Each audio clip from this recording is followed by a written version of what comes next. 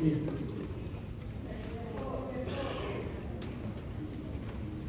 want to start reading at verse 38. John chapter 11. I want to begin reading at verse 38, and we're going to go to 44. And then we're going to skip to 12, chapter 12. Verse 38, Jesus therefore again groaning in himself, coming to the grave. It was a cave, and a stone lay upon it. And Jesus says, take ye away the stone. Martha, the sister of him that was dead, said unto him, Lord, by this time he stinketh, for he hath been dead for 4 days. Jesus says unto her, said I not unto thee, that if thou wouldest believe, thou shouldest see the glory of God. If you believe, I'm going to show you something. And then they took away the stone from the place where the dead was laid.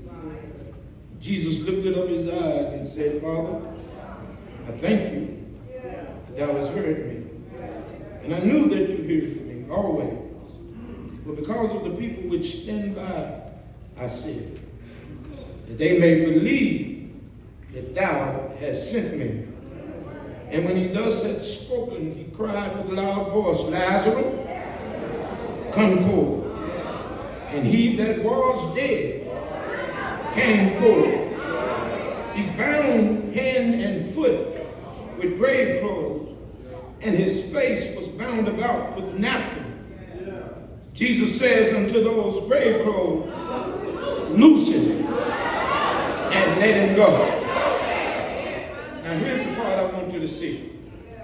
This same Lazarus in chapter 12, the very next chapter, verse 1, then Jesus 6 days before the Passover came to Bethany, and Lazarus, the one that was dead, whom he had raised from the dead, there they made him a supper, and Martha served him, and Lazarus was one of them that's sitting at the table.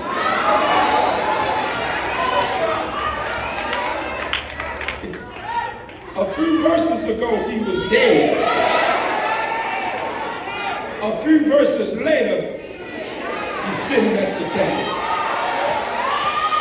I want to talk about the process of providential promotion. The process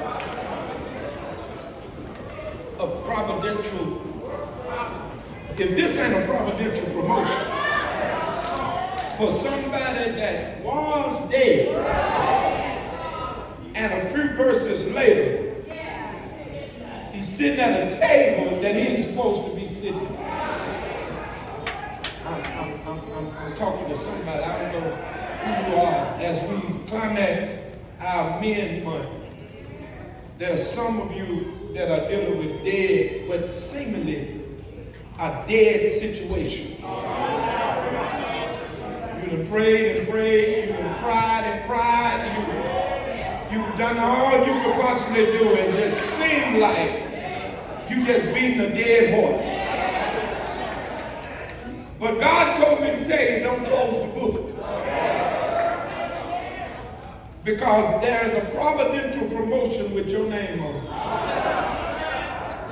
Everybody may not get this, but I'm talking to the ones I'm supposed to be talking to. I want you to look at your neighbor and say, promotion looks good on you. Promotion looks good on you.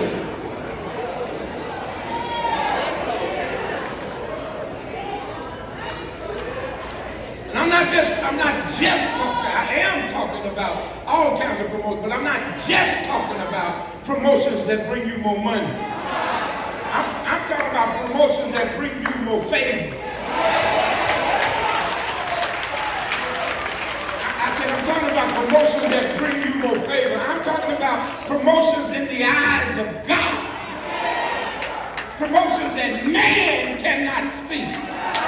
That man cannot dictate. That man cannot help or hinder. I'm talking about promotions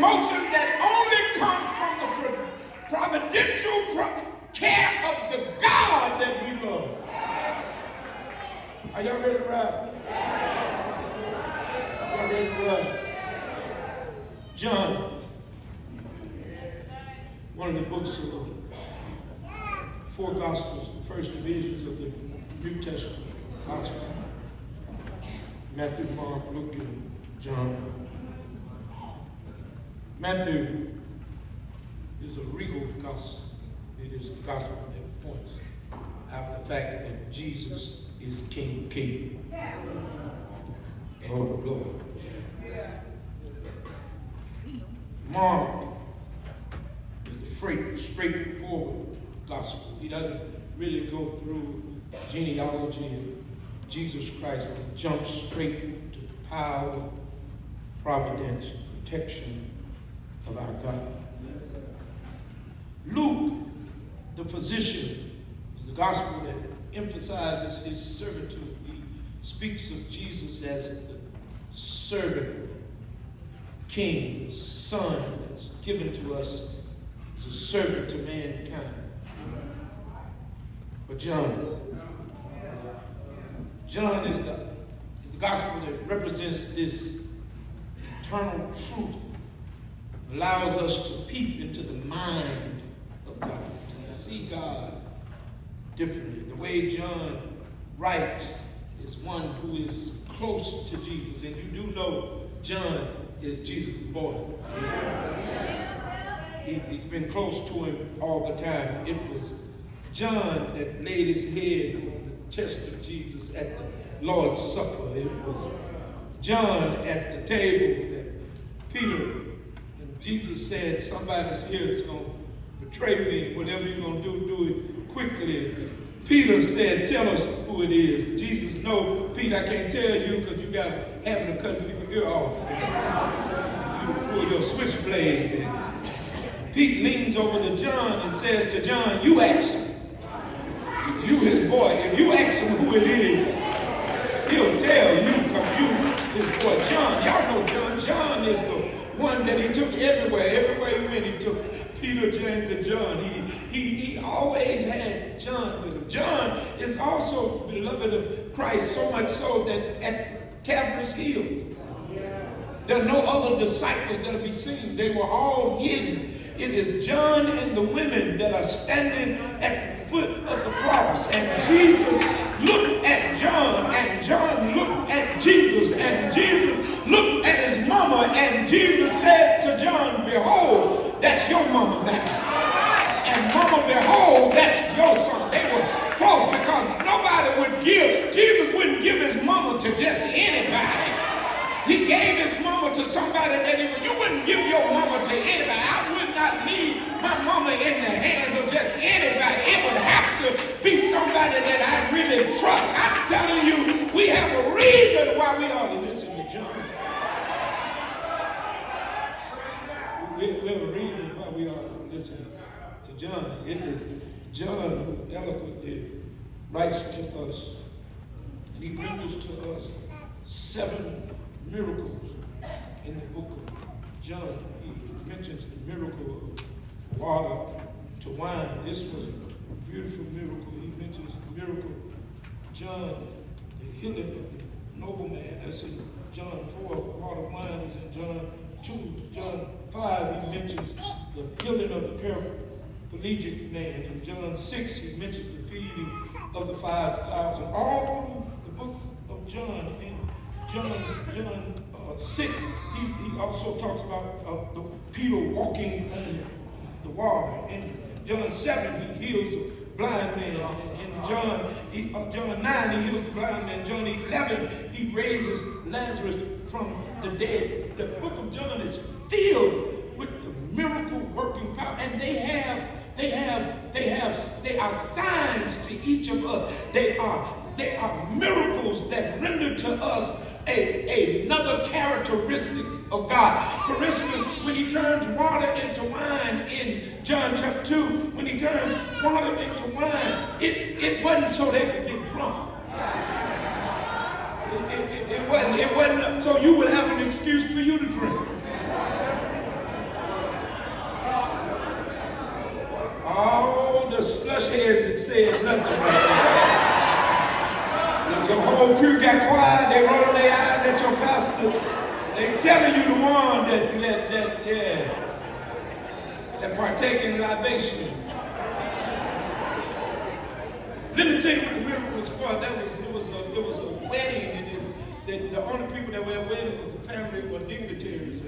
And so at the time they had ran out of wine, and that was embarrassing. That was embarrassing. That's like having a wedding reception and you have hot dogs on the stick. That's kind of embarrassing. If you just had crackers with potted meat on it at the wedding, that can be kind of embarrassing. That's how it was for them with wine. And Jesus comes and his mama asked him or told him, said, hey, they don't have any wine, they're out of wine. And Jesus said, what that's got to do with me? And she didn't trade no words with him. She just looked at the men and said, hey, whatever he tell you to do, just go do it. Now, I know he gonna tell you to go do something because I'm his mama and I made a request. Talk back to me if you can. And so you know what happened? Jesus takes water that's bland, water that's colorless, water that's tasteless, water that's ordinary. It's water, bland, tasteless. It's ordinary, it's mundane. It ain't nothing to water. And Jesus takes water and they go and fetch water. They bring it back to him. And there's one theologian that says that Jesus looked at the water looked back at him and blushed. And when the water looked back at him and blushed, it turned into wine. Jesus took that which was bland, that which was tasteless, colorless, ordinary, mundane, and now he turns it into wine. Wine is colorful, intoxicating, it's full, it's free. This is what he does to our life. He takes lives that are colorless and bland and tasteless and mundane and ordinary. But when you get in the hand of Jesus, thank God, all right, you get some color in your life. You have an intoxicating life, not because you're full of wine, but because your presence is intoxicating. And somebody ought to tell God, thank you. Wine is also a representation of joy. Water is a representation of trouble. He takes your trouble and turns it to joy. Not happiness, but joy. Happiness has to do with what's happening in your life.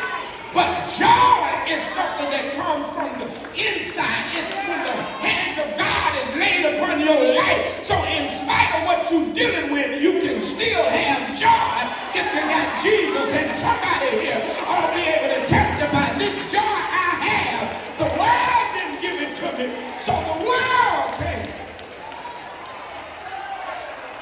You can fire me from my job, but you can't take my joy. You can turn your back on me, but you can't take my joy. The doctor can give me a bad diagnosis, but he can't take my joy. John goes through the whole Bible. His whole book exemplifies different characteristics of God, what God is able to do in your life, what Jesus brings to the life of the ordinary, mundane man. Plain, ain't nothing to me, ain't nothing to you. I know you want everybody to think you that thing, you that girl, you that guy. I know you want everybody, but you're only somebody because Jesus is in your life. Oh yeah. That's what makes us somebody. He is the only one that makes you look like you got more than you got. Ain't God all right? People look at you and assume that you have this, that, and the other. They don't really know that now you're able to live like you live because the hand of the Lord is upon you. You ain't got to tell nobody. I'll say it for you. Thank God that I don't look like what I've been dealing with.